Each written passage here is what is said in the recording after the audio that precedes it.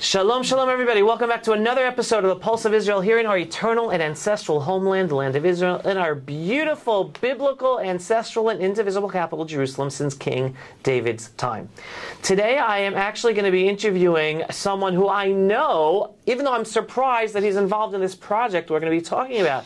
And I want to introduce you to Moshe Zeldman. Shalom, Moshe. Shalom, shalom. It is a pleasure being able to talk to you today. We're going to be talking about a very important project Moshe's been involved with for how many years? Oh gosh, over 20.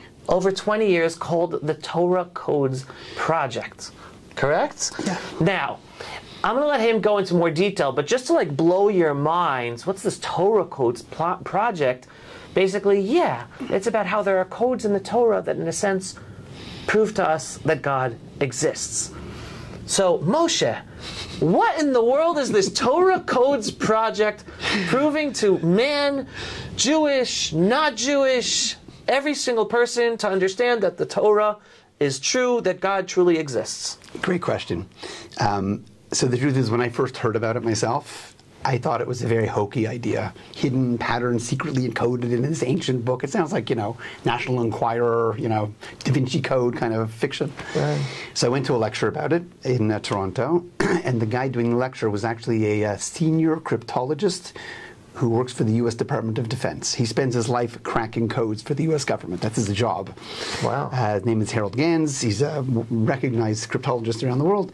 Anyway, so he gave this presentation. Now, I was studying math, physics, statistics at the time in Toronto, so I was super skeptical.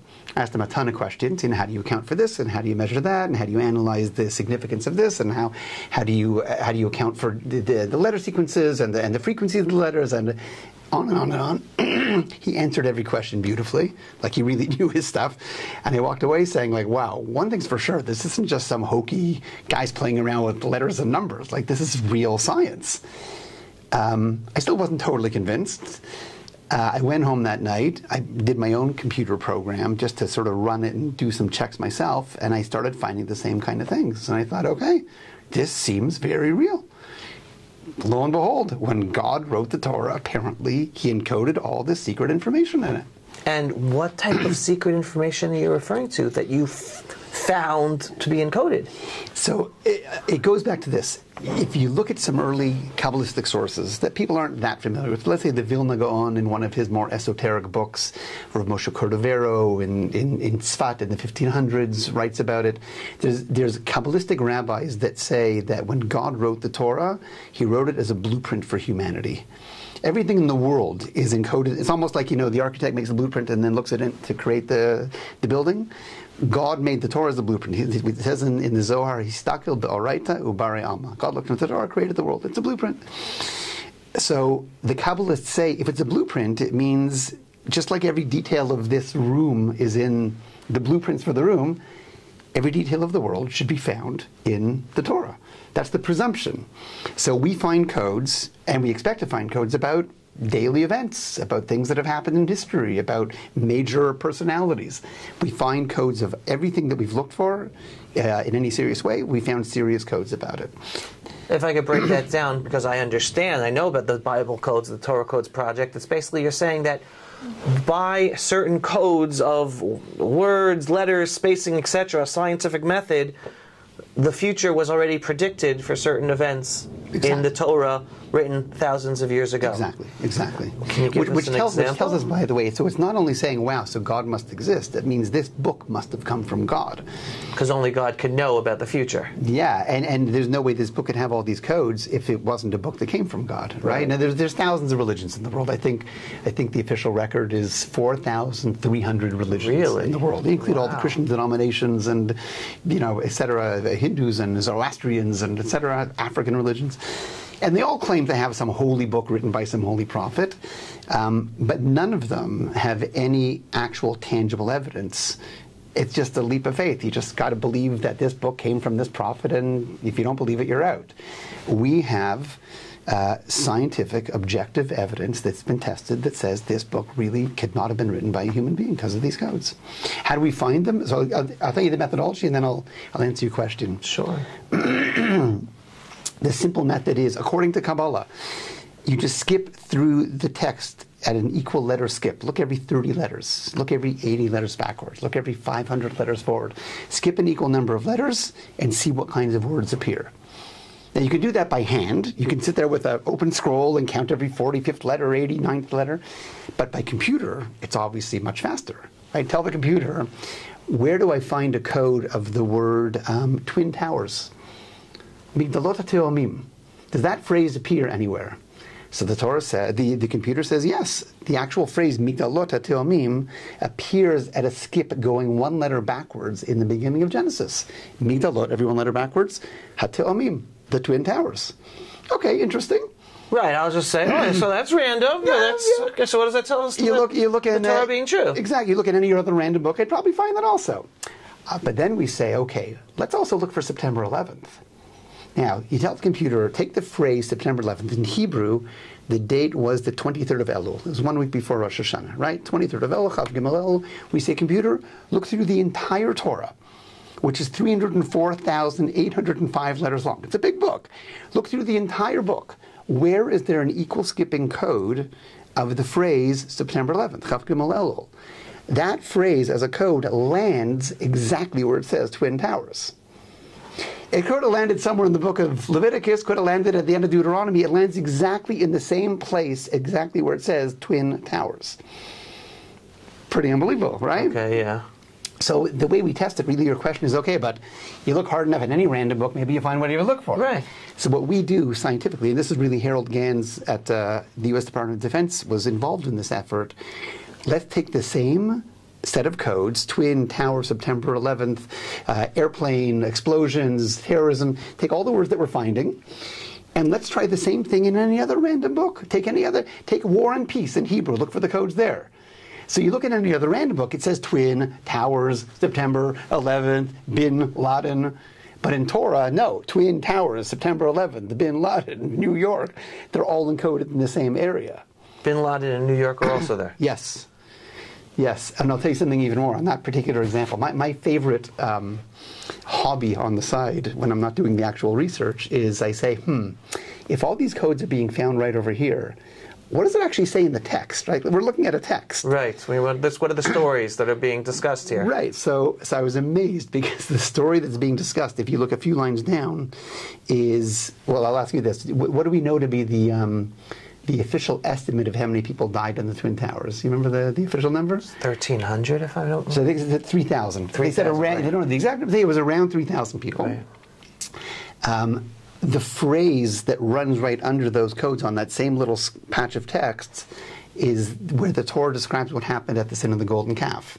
Right? You have all these idol worshippers building a golden calf. Moshe comes down and God says you have to destroy the idol worshippers.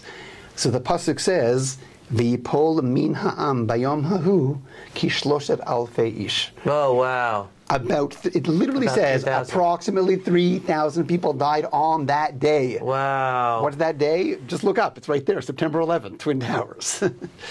So you can try and replicate that in any other random text. We can check 100,000 other random books by computer. We can do that pretty quickly. Nothing shows up of any significance. Wow. So you've been working with this project for a number of years. I was telling you before we started our interview that I remember the Aish Discovery program that introduced this, and they had special seminars, the Torah Codes.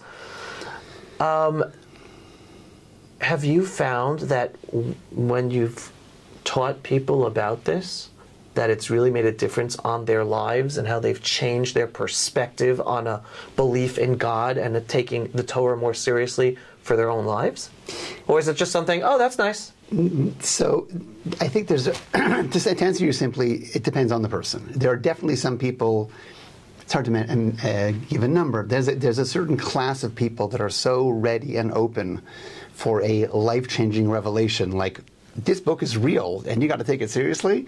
There's a certain percentage of people that are really ready to hear that and say, okay, you got me. It makes perfect sense. Where do I go from now? Where do I go from here? I got to start learning about Judaism. I got to start investigating. I got to start thinking about what it actually means in my life. There's a much bigger group of people that would say, wow, interesting. I'm not quite sure what to do with that. It's a little overwhelming. You know, I walked into this seminar on Judaism. I wasn't expected to be intellectually convinced that Judaism is true. So it's a much more slow process. The ones that worry me the most are the people that come out of a seminar saying, okay, that's it. Put the kippah on the head. Got to start keeping Shabbat. Got to start putting on tefillin. Got to turn my life upside down. Like, slow down. You know, it's just not healthy to like overturn your life after one day of a seminar. Right. But there's very few people that come out saying, yeah, interesting doesn't mean much to me. Because it's compelling evidence. It's based on logic. It's not just a feel-good, inspirational, you know, when you have compelling logic, for most people, that's enough to at least get them reconsidering some basic issues of life. Right. Now, what's interesting is this topic speaks to me a lot because part of my programming at the Pulse of Israel and giving a daily analysis of current events having to do with Israel, the Jewish people, and the freedom-loving world is always giving the basis and the connection to God. And that regardless if we understand or don't understand everything that's going on, even though as I try to help people to better understand, it's the ultimate understanding that no matter what, trust God, He knows what's going on, strengthen your faith in God above. And hence a project like the Torah Codes, which basically is about trying to help people on the intellectual level to have a better understanding of, there is a God to believe in, hence a reason to place faith in that God is a connection. But I want to push back a second, because sometimes the conversation comes up with people like, how do you know God exists? Like, prove to me that God exists. And my argument all these years is like, wait a second. I can't, God is everywhere. God created everything. We are supposed to believe in God. It's a faith. And part of the faith is having the understanding that it exists, even though it's not 100% provable. If it's provable, then it's not necessarily something you can believe or have faith in, or it's a lesser level of faith because there's nothing to believe. It's true. It's 100% provable. So I'd love to hear your response to that. Let's do something with the Hebrew for a second, because the problem we always have when we're talking about Torah and Torah values is we're doing it with a kind of Western English set of words that don't always match what Torah really says. So I'll give you my take on it, and if you disagree, I'm happy to fight it out. In English, there are three words that we use to describe how much we accept something as true. We either know it, or we believe it, or we have faith in it. Right? I would say, I know I'm talking to you. It would be silly for me to say, I believe I'm talking to you. Like, no, I know. Right. I know. You're right here. I'm talking to you. I know it. That's called yediyah. Ani yodea. Now, if I'm not 100% sure of something, but I think it's still true, we call that belief. Ani ma'amin. Right? When I walked in the studio, it was sunny outside. I didn't see any rain clouds. I believe it's not raining. I don't know for sure. I'm in a closed room. Ani ma'amin shelo yored geshem achshav. I believe it. I can't prove it to you, but I've got strong reasons to believe it. What does faith mean? So the Webster's Dictionary defines faith as accepting something as true with no basis. No reason to believe it.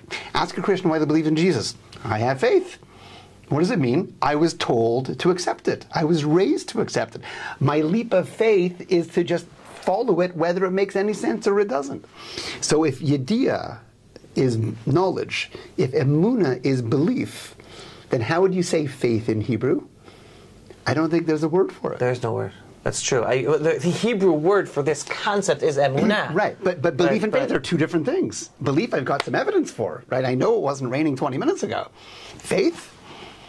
So that's the difference between me and any other religion, is that every other religion would say, not only you should accept it on blind faith, you're not even allowed to question it. Judaism, you open up every page of Talmud, you open up the Maimonides, they're arguing and raising all kinds of suspicions and questions and encouraging criticism, and how do we really know? Right, the language of the Rambam, of Maimonides, is, he begins his whole epic work about Emunah by saying, he says, Yesod what's it called? Yesod ha-yesodot va'amud ha-chokmat, right, the foundation of all wisdom, hu leida sheyesh sham matzuri rishon. The foundation of all Jewish wisdom is to know that there's a God, which means there's evidence, and the Rambam brings it, and most commentaries will say, here's the evidence of why we believe in God, right? There's a design, there must be a designer, there's a beginning, there must be a beginner. We go through all the philosophical, logical proofs, and then the same thing with Torah. A person can believe in God because there's good reasons to believe in God and say, well, okay, but who says he wrote a book? So codes is one way of knowing he wrote the book, because there's just no other explanation scientifically. There's the whole idea of a national revelation at Mount Sinai. Like, how do you convince millions of people that they heard God speak if it didn't actually happen? The Kuzari brings that argument. So I'd say there's a whole series of what I would call proofs, philosophically, logically, that God exists, and a whole other series of proofs that Torah comes from God. Interesting. Codes happens to be the very kind of scientific one. Right? We published our findings in one of the top journals of statistics in the world at Stanford University. Oh, wow. Peer-reviewed, published article saying we found these codes. They cannot be explained by as being any kind of a human invention. So, of course, we got a lot of pushback, and all kinds of other scientists came out and said, no, you faked it, and you manipulated it, and you played around with the spellings, and how do we really know? And they published their own papers trying to disprove us. When it first came out, it was very controversial and very hotly debated. In the meantime, in the last few years, we've done a lot of new research to make it so unassailable that I think we've got such clear evidence on our side, there's no way you can possibly dispute it.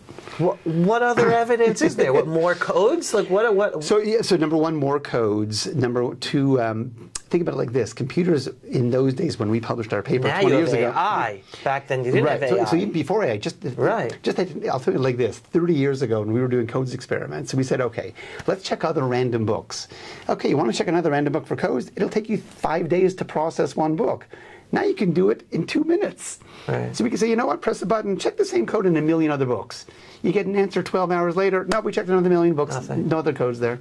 So just the speed of processing computers has made it so much faster for us to compare Torah to other books, and that makes the proofs much stronger. Right. Wow. Interesting. So just going back to like to the method. Okay, just going back to the theory of belief, faith, etc., etc. So one of the things that I like to say is, if people question God's existence, this isn't about the Torah, God writing the Torah, but in terms of God's existence, I'm like, just look at the Jewish people. Right. The existence of the Jewish people itself is proof that God exists, because we are an anomaly. We should not exist according to any rational thinking. You look on a historic line of 100%. The Jewish history, we shouldn't exist. The only way we exist is because someone out there is looking over us and ensuring that we continue to exist. And then I also add in modern times, the existence of the Jewish state of Israel, just every single day, is not just one miracle, but tons of miracles.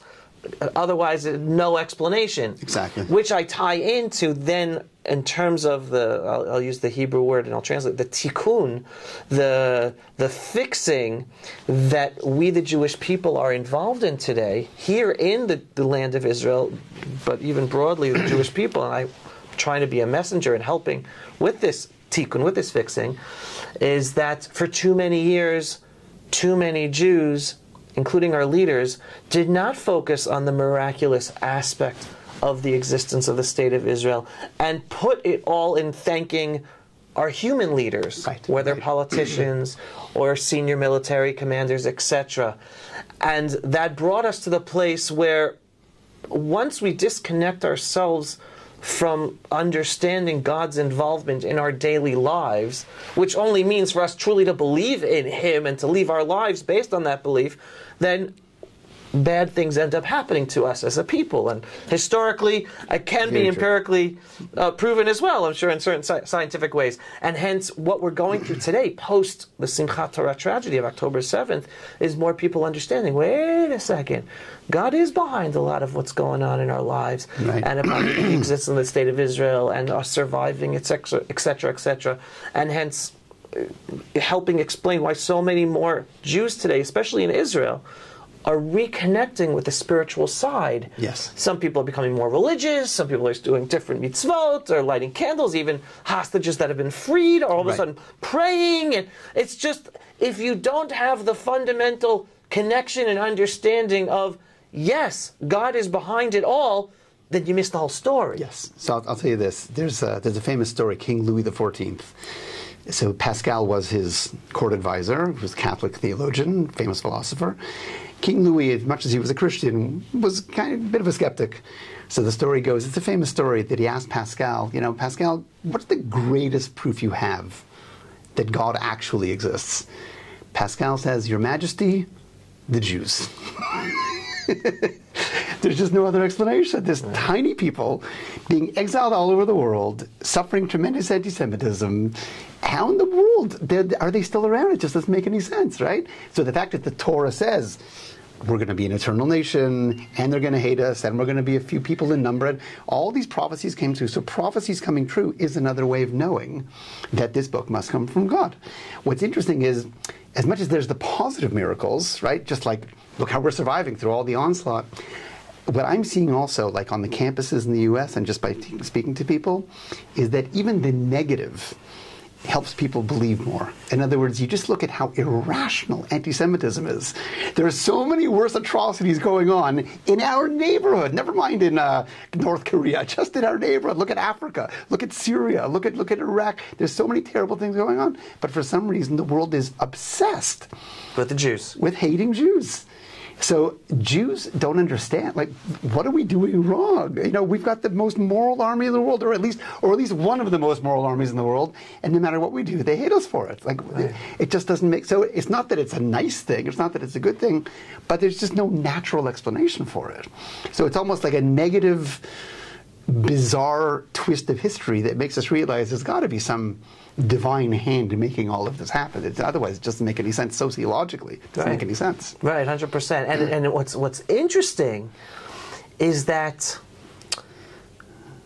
so many Jews think naturally, like, oh my God, it must be us. We must act differently to be liked instead of to be hated. Let's try harder. Let's try harder, right? And it's fascinating because I'm actually in the middle of writing something up and doing a video on this. Up until now, you could say that there's a disagreement between two different positions in the Jewish world of how we're supposed to live in this world together with the outside world, the non-Jewish world, right? One is we're supposed to focus on listening to God's Torah and be Jews, even though we stand out. Right. Right? Right. And we're both part of that camp, right? The other part of the camp is, no. We're supposed to figure out how the values that God gave the Jewish people are universal and allow us to assimilate into the world. And by assimilating into the world, then we maximize our purpose as the Jewish people. And one can say until October 7th, that the camp that believed in assimilation was winning on the public sphere in the Jewish world, on the Jewish street, and not in humanity, right? But the growth of the Jew hatred, and I like to emphasize, on October 7th and October 8th, in celebration of the Hamas and the Islamo-Nazi massacre of Jews, weeks before Israel began its military offensive, not one Palestinian death, right? There's no, we didn't do anything, and they're already celebrating in the streets. And then you see the phenomenon that you're reflecting upon, and I know also about the many college students and Jews who are now embracing and searching to re-engage, or not even re-engage, engage for the first time in their lives with their Jewish identity and what it means. It's pushing, I wouldn't, unfortunately not the Jewish organizations yet, or the Jewish leaders of organizations, most of them not, but on the street level, many Jews, to realize, no, it's the other approach. We make it. We're going to be hated no matter if we do what they want us to do or not. Exactly. And therefore, it's upon us to strengthen our Jewish identity, even though it makes us look different. And that's the way we make a difference in the world, by being a stronger person, stronger people, community, etc. And for the most part, it's, I think, for a lot of those Jews that were more on the left, trying to fit in, assimilate as much as they can, and it's sort of like, as a Jew, believing in Tikkun Olam, I believe in taking care care of everybody else's problems and not our problems. So they have no choice anymore. The world doesn't want them. Right. They've been thrown out of those clubs. So it's kind of by force, like, okay, so if they're going to hate me for being Jewish, maybe I should figure out what being Jewish actually means. Right. Like, I don't know. All I know is until now, I just thought it meant tikkun olam and love everybody and just be a world citizen. Right. But I'm not part of that club anymore. Right. So I got to figure out something else. Right. No, this is such a huge topic, and it's so important that as many people as possible hear this. But since we just became Jew-centric, now I want to broaden. Yes. Because the Torah Codes, or for non-Jews, the Bible Codes, is something that you explain. It's not just important for Jews. So why is it not just important for Jews? Why is this important for every person, regardless of what religion they are, to internalize and even study or learn about to help themselves? It's a great question. So I'll tell you this. If you look towards the end of Deuteronomy, when the Jews are about to cross over the Jordan River and possess Israel, take over Israel, so they were given a commandment to write the entire Torah on huge slabs in 70 languages and plant them at the border of the country. Almost like a giant mezuzah, right? So anybody coming into the country is like, okay, this is their constitution. This is what they believe in. This is what they stand for. In 70 languages, because Torah is not just for us. We say, Kimi Tzion Tetzei Torah. Torah is supposed to come from here. Right, from Tzion, from Jerusalem, from the land of Israel. But it's supposed to go out to the rest of the world. Right. So we're supposed to be a light unto the nations. So what does being a light mean? It's almost like we said before, right? These Jews who want to go out there and assimilate and be Jewish in their non-Jewish way, that's not called being a light. That's you're removing yourself from the source. There's no light left. Right. Being a light unto the nations means if we live as a strong people with a strong value system and we're a role model and we shine, that light will go everywhere it needs to go. Because if you look at the Western world today, morally, spiritually, it's collapsing. Right. The rate of depression and drug abuse and suicide and family breakdown, and it's the Western world is collapsing. And that's not even dealing with the woke progressive value system. Without that. Even without that just accelerated much more. But it's amazing. It's the most progressive, you could say civilized, technologically advanced, wealthiest nation that's ever existed, and people are miserable. They're socially disintegrating. They're personally miserable. There's so much dysfunction, mental dysfunction. So Torah values, I believe, is what it's supposed to be all about. Torah is not just, I'm going to be religious and have a connection to God and get to my place in the world to come. It's a communal system that the world should look at us as a people and say, wow. Imagine if Israel as a country lived as a Torah-based society, right? The world would look at us and say, wow, no homeless people in the whole country? Yeah, because we all give 10% to tzedakah. We take care of each other. We're one big family. You can do that too with your family. The Russians can do it, and the Portuguese can do it, and the Venezuelans can do it. We're just going to be a model of what it means to really be a healthy society of people who care for each other, people who believe in the right values and raising good families and taking care of spiritual needs, emotional needs, physical needs. So when we do that, if we do that, we change the world around us. Right. The value of Torah Codes is simply to say, because Torah is true, even if you're not Jewish, just read the Bible.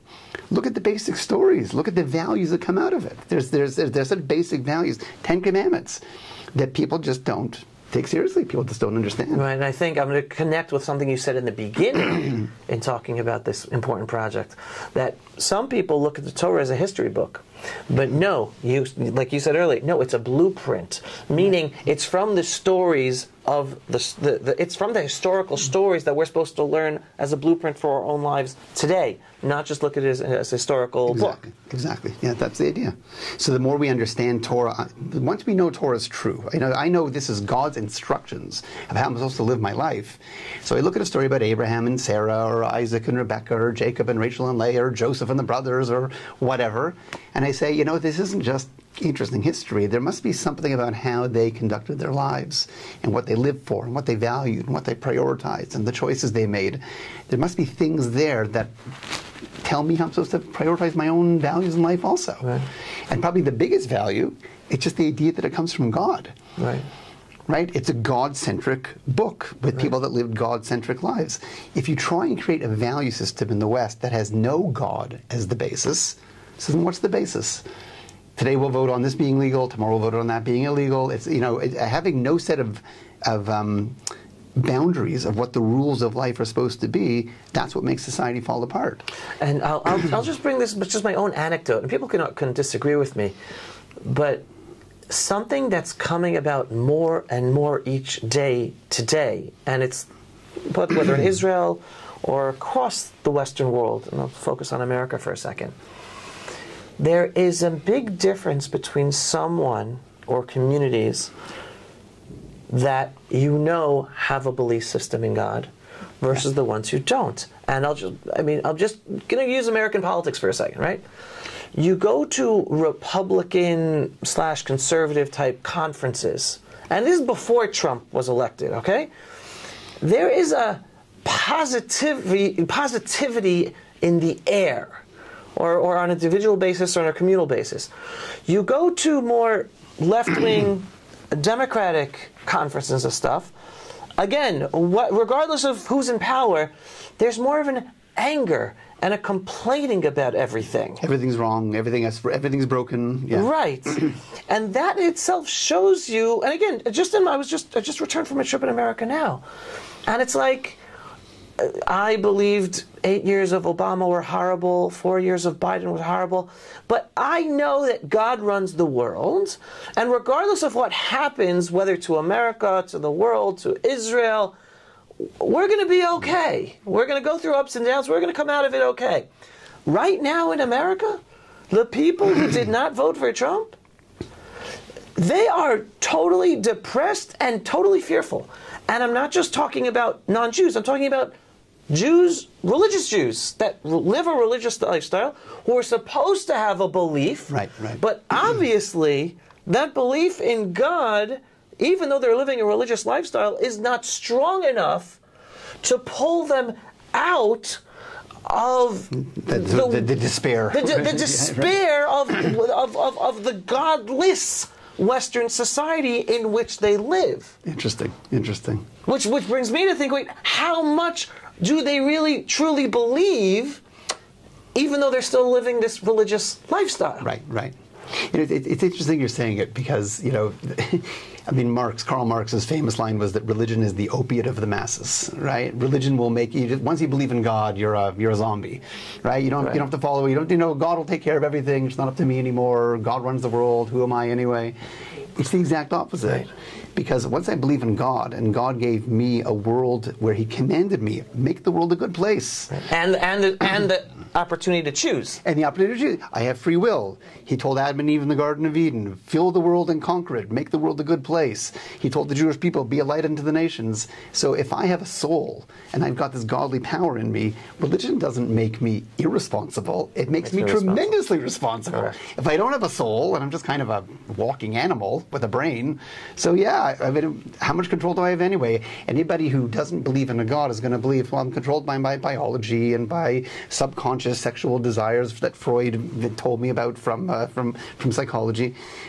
I don't really have much control over my life. I don't have much agency. The point of Judaism is that really religion, it empowers us to take our lives and the world seriously. Right. No, it's a great point. We can go on for hours, Moshe. It's really a pleasure talking to you about all this. But people who want to know more about the Torah codes, the Bible codes, where do they go? Jew, non-Jew, where do they go? What can they do? How do they bring this to their communities, to their families, their own lives? So we're producing a lot of materials right now based on the latest research. We're putting it all together into a nice package. We've put up a website that's going to have all the content. It's on its way, called Truth Emet. TRUTHEMET, truthemet.com. You can sign up there for emails, get updates. We'll put you on our list, and as we put out material and do more research and do more publications, we'll make it available to the whole world. Wonderful. All right, folks, there you go. Go to truthemet.com to find out more information and to sign up there. And again, everyone is an individual, and you hear me in every day almost helping pass the message across. Strengthen your faith in the one above who's running. Your belief. Thank you. Let's see if I remember to make this change on a daily basis. Strengthen your belief in the one above, right? Because yes, in Hebrew we use emunah. Strengthen your belief in the one above. And again, it's not for him. He doesn't need it, right? It's not like it's for you. Give it over to your children, to your grandchildren.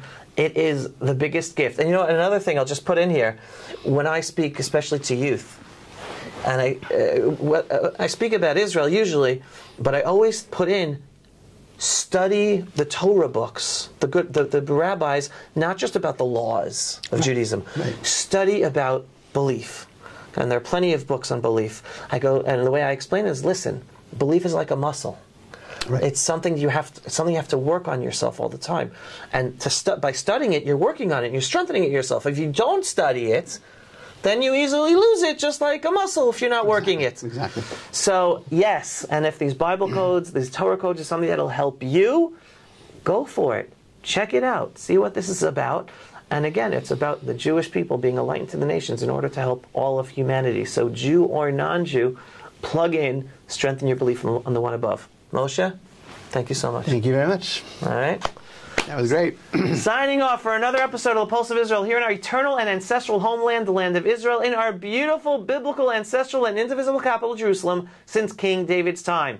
If you are not yet a subscriber to our daily Pulse of Israel videos with a belief-based, there I use the word belief every day, with a belief-based, inspiring, politically incorrect truth about Israel, the Jewish people, and the freedom-loving world, what are you waiting for? Go to pulseofisrael.com and click to subscribe. And yes, we are a donor-based operation. We are heavily censored across all social media platforms. It is thanks to your donations, large and small, that we're able to do our work and get our videos seen. And we want them to be seen by more people, to be inspired with this belief-based, inspiring truth. So, again, what are you waiting for? Go to pulseofisrael.com and every once in a while, click on the donate button. Shalom, everyone, and thanks for watching. Pulse of Israel, frontline videos from the Holy Land. Support our work by donating today.